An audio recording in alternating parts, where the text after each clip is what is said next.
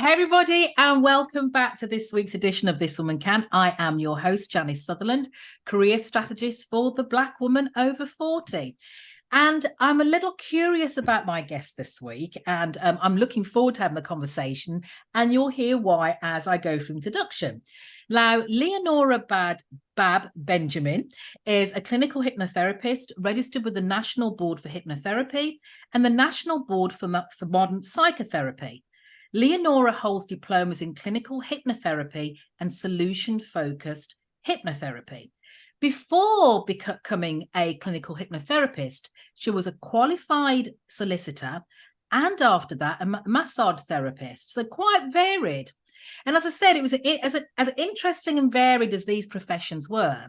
Leonora shared with me that they don't compare with the immense feeling of satisfaction she receives from practicing as a clinical hypnotherapist and being able to witness the change in people's lives.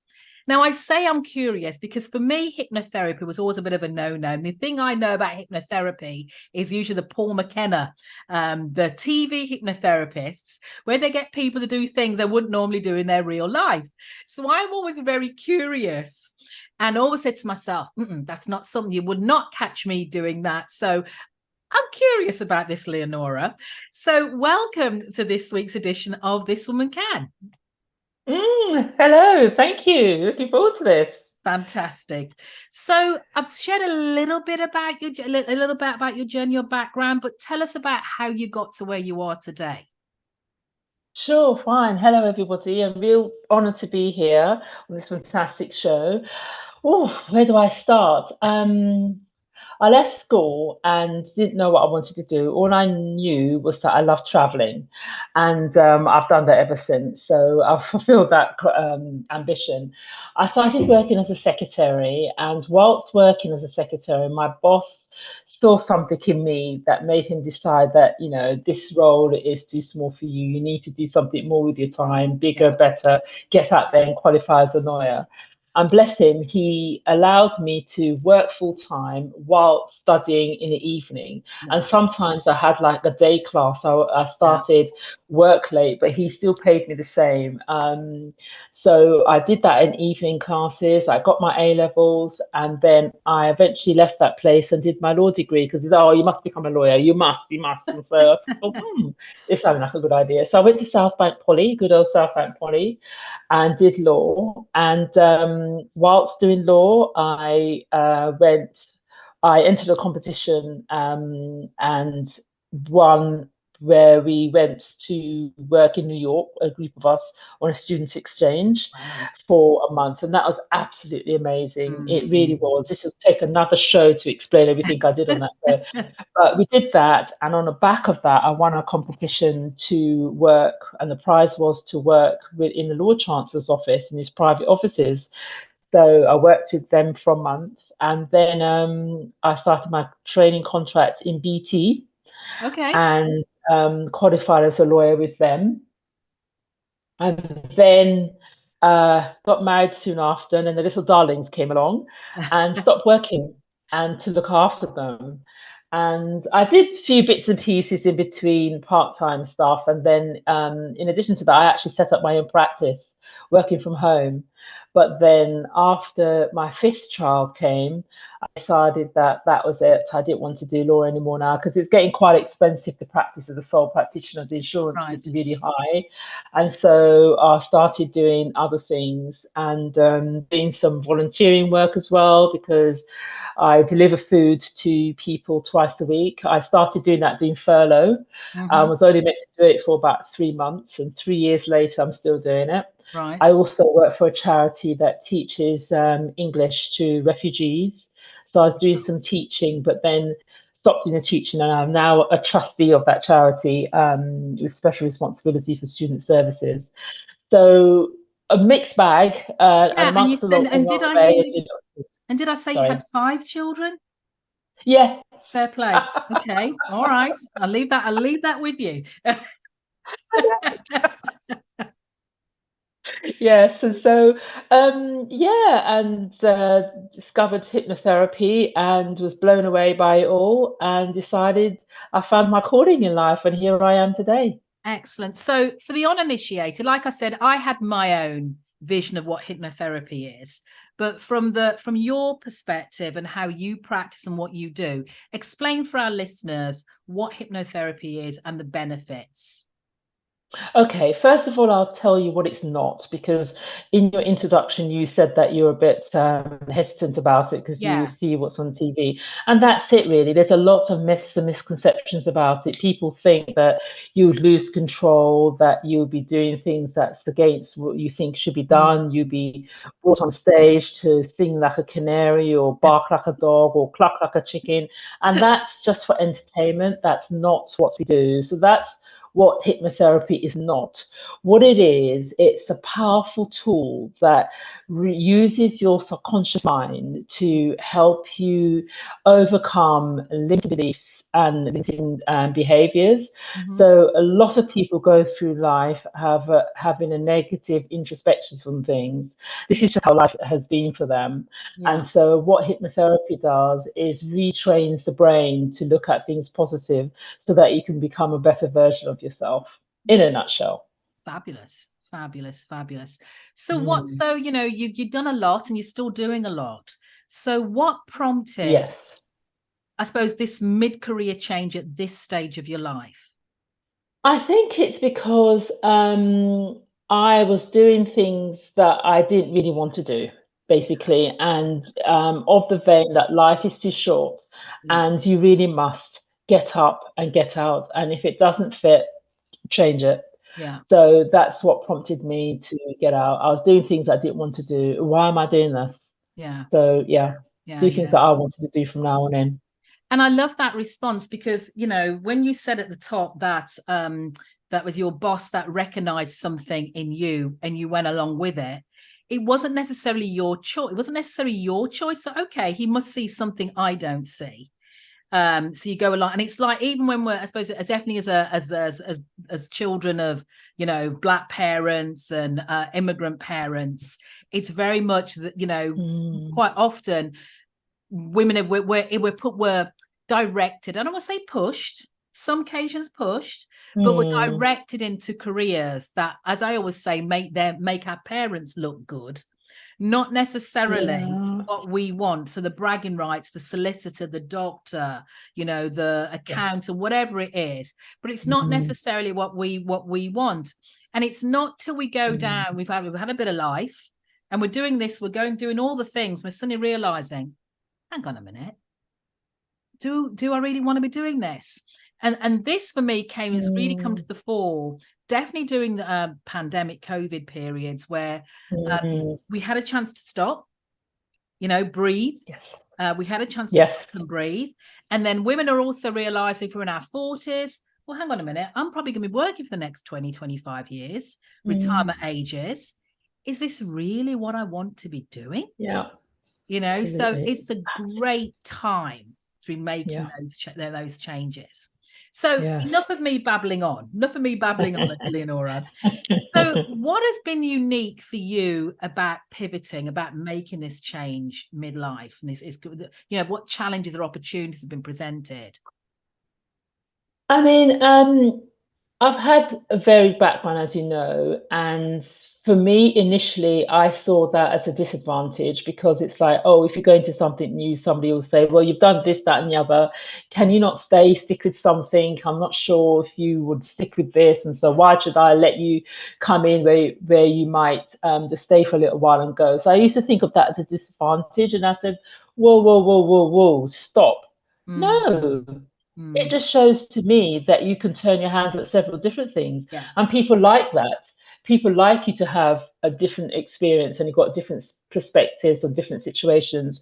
So I began to turn things around Mm, and saw that it actually was to my advantage that if I sat in front of someone, I can say, well, actually, I've done this, that, and that there, and this, that, and that there. And yeah, a driving force for me was that I wanted change. I yeah, wanted to do something that I was happy with. And yeah, so I was prepared to do that.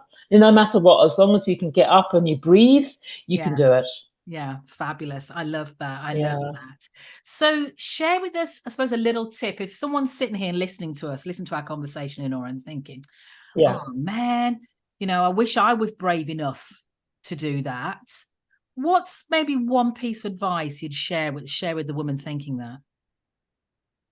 Like the Nike advert says, just do it. JDI, absolutely.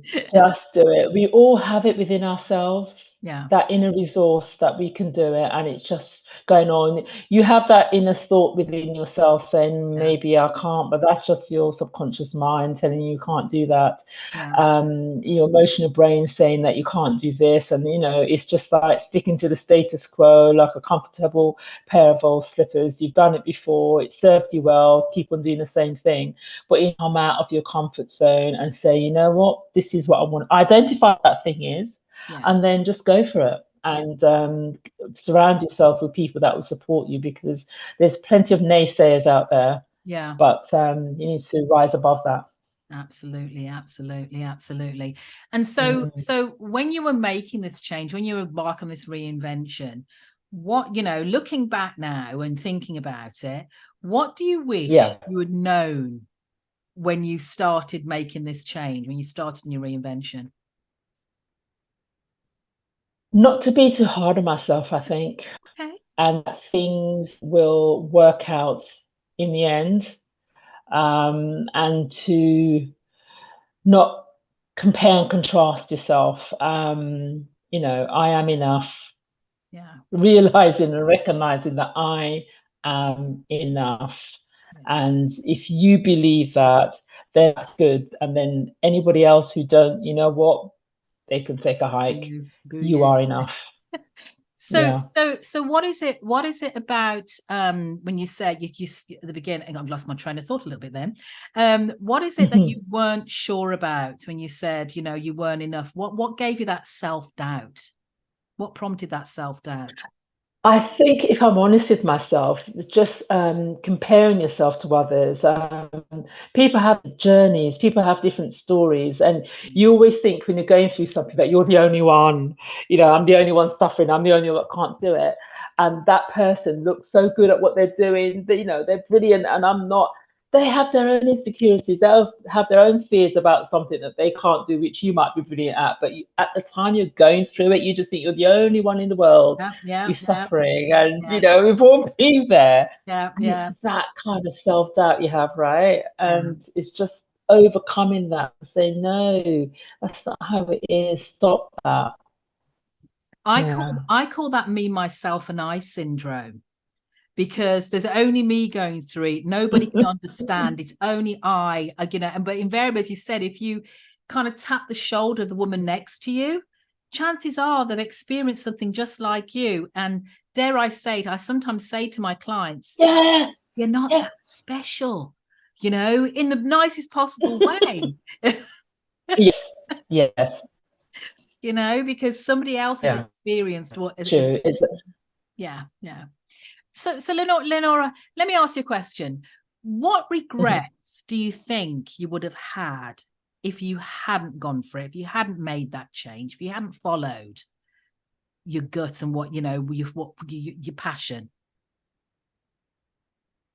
Could you imagine? I think it would be not finding my calling, because I genuinely believe this is it for me. This is my true calling, Mm, and to have not found this, and I've gone through, I don't know, a 9 to 5 office job doing X, Y, and Z. yeah, yeah. I think to myself, no, that would have dulled my senses, I think. Yeah, I can hear Yeah, that. I can hear that. So yeah. fantastic. Thank you for sharing that. So you've been through a lot of change. You've done a lot of things. You've had a very Yes. varied career. You talked about travel and stuff like that.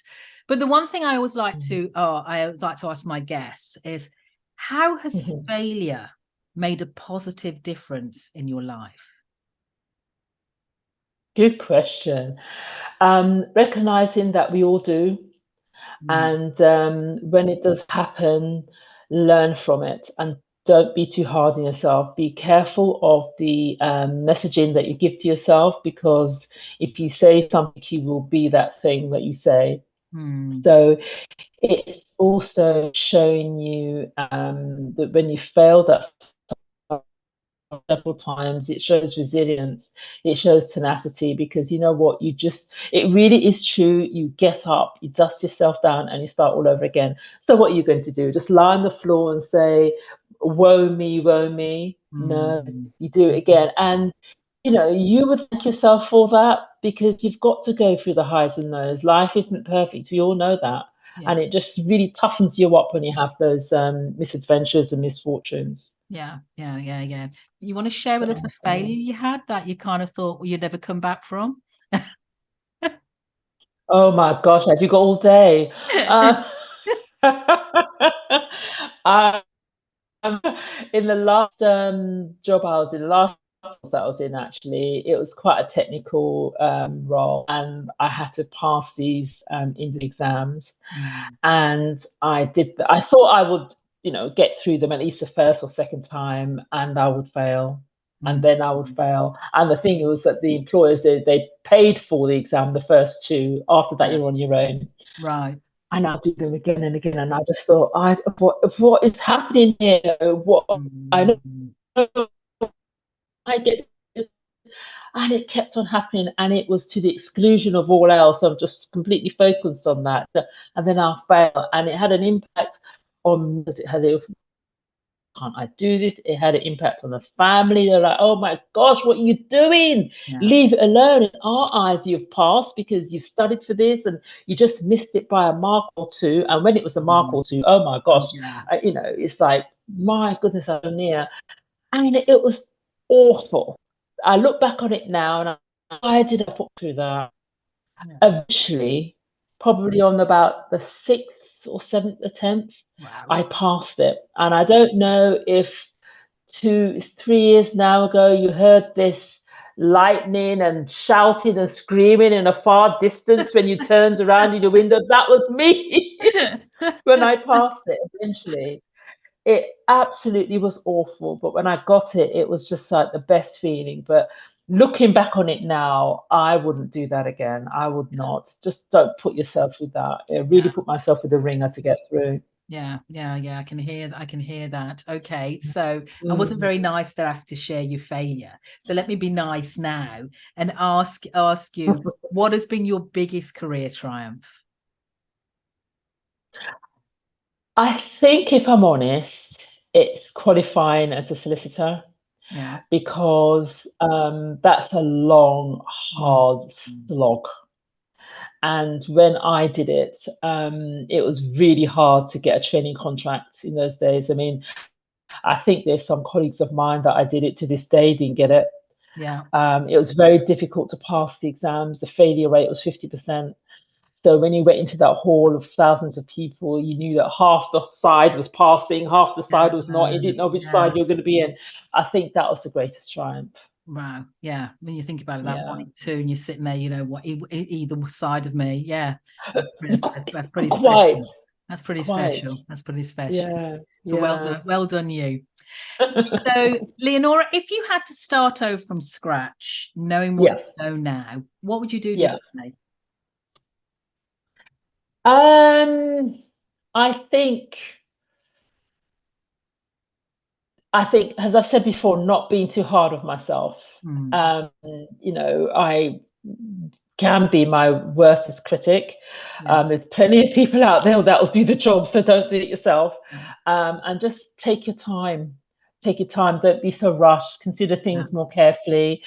And just, have more positive affirmations each day, because, you are doing well, you are coping well, you are enough. You've got this far, just keep on telling yourself that, instead of just rushing into this, not really considering things properly, being too hard on yourself if things don't work out properly, saying that you're rubbish, someone else is better than me. Why am I like, oh my goodness, whole host of things. Stop. Yeah. You know?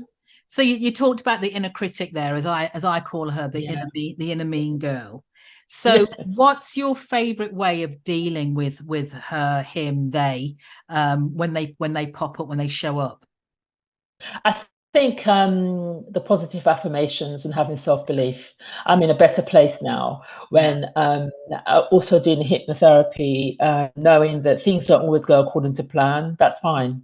That's life. You have been up there before, you'll get there again. Yeah. Just take your time, take small steps, because every little step is a success, Yeah. and you will get there. It just might take a little longer, but just have that belief, Yeah. and you'll be fine. Fabulous. Yeah. Fabulous. Fabulous. Fabulous.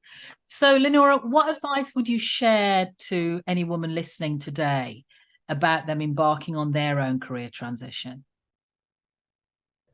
I think do your research. Do your research and find out what it is you want to do. And it's important, it's you, capital YOU, Yeah. not what someone else is telling you you should do. Yeah. Find out what you want to do your research, and just do it. Don't have those regrets. Don't have those regrets. Oh, I wish I had, because look at the age that we live in. You can do almost anything. Yes. You can do all those anything now. Yeah. So there is no excuse, right? Yeah. So do it.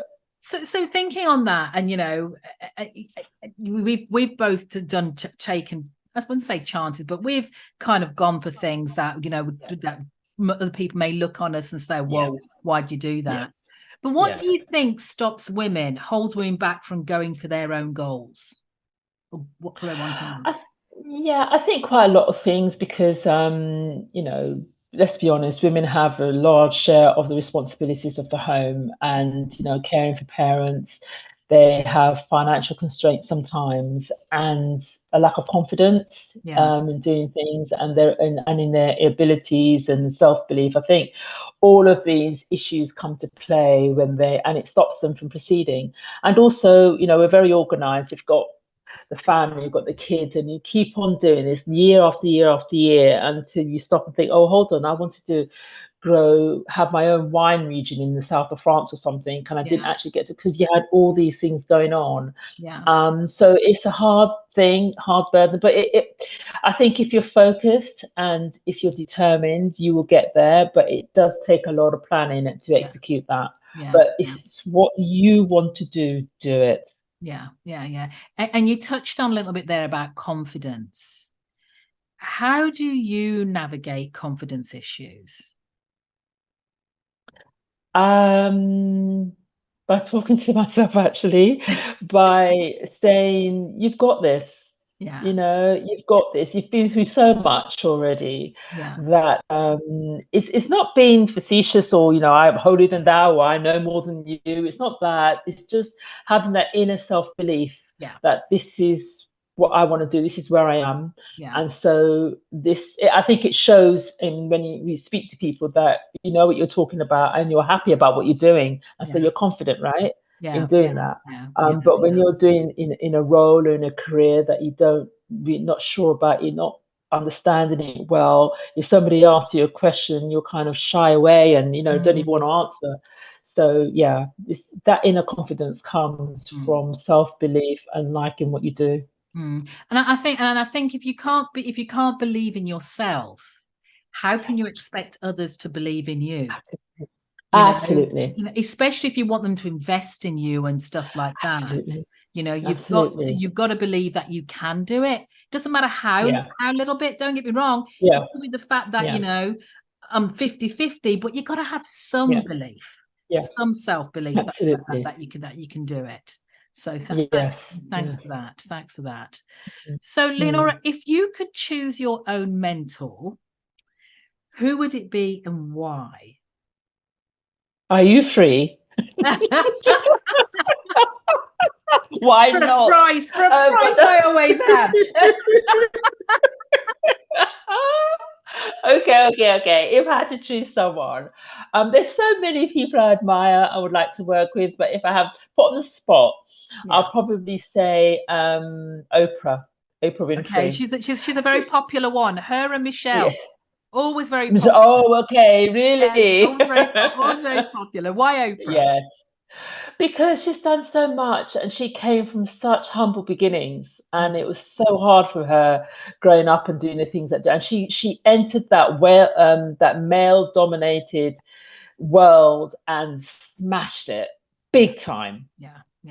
And for someone to do that at that time, you're talking about 30, 40 years ago, not now. Yeah. And I just think, wow. And wow. Yeah. I mean, they think, and the work she does now. yeah, they think it's tough now. You know, I certainly remember my career, dare I say, 40 years ago. Yeah. I remember thinking, Yeah. oh, yeah, you are old enough to remember that, Janice. Yeah. You know, if I think about my career and some of the things that we had, you know, you had to, and I think at the time then you didn't you knew, but you didn't know. You know, there was so much you didn't know, but realized was happening, but couldn't articulate what it was. Yeah. You know, so yeah, Yes. I agree with you. There's a lot more. There's a lot to the woman than I think more than what we just see. There's a lot. There's a lot. Yes. A lot more. Yes, and the thing is, given her status, I mean, I'm not even talking about kind of the money she has and the Yes. charitable thing that she does, but her status in American society, she still has to prove herself. I mean, you know, I don't know if you're aware of that story when she went to Switzerland for the summit and went into that shop. Yeah. And they kind of looked at her as if she's going to steal something, not realizing that she can buy that shop out about 10 times. Yeah. Yeah. It's Oprah, do you know? And I'm thinking, still, and that's her. Yeah. Boy. So Crazy. we're coming down to our last few questions, Leonora. So Oh no! no! So tell me, what are the 3 things you've learned about yourself during your career? Oh, good question. 3 things I would say is I'm driven. Okay. Once I decide that I want to do something, I will go after that. I'm very tenacious. I won't let go. I'll get there in the end. And resilient, because I have been knocked down so many times. And I've got back up. Really, I think if I had to pick one of them out of the 3, I'll say resilience. Right. Yeah. Okay, so resilient, tenacious, and driven. Yeah. Yeah. Okay. Fantastic. We got that. And typically, where would we find you on a Saturday morning at 10 a.m.? With 5 children. In my bed.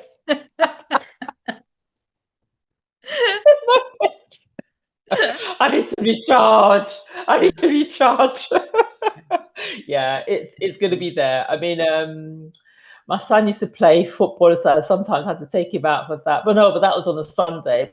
And Saturday, athletic, but some swimming or whatever. But they stopped all that now, so I don't have to have that running. So now you find me in my bed at 10 a.m. on a Saturday. Excellent. And my last official interviewee question, Leonora, is what does success feel like to you? Again, another good question. This is it. You're looking at it because it's been me. It's the kind of like not permission, but the ability to just be yourself. I think that's an incredible success and an achievement, because so many times we hide, or we're hidden, we're in roles, or we're in office space, or with people that we don't like, we don't want to really be there, but we feel that we have to because we're on that trail. Are in a privileged position of finding at long last, a stage in my life, but who cares, something that I want to do, and something that I'm passionate about, and something that I believe that I am good at, and that I can help people. And I feel really cock a hoop about that. I really do feel that I've been given this, and it's my purpose to do this. So this is what success looks like for me. Fantastic. And for my US listeners, cock a hoop means delighted.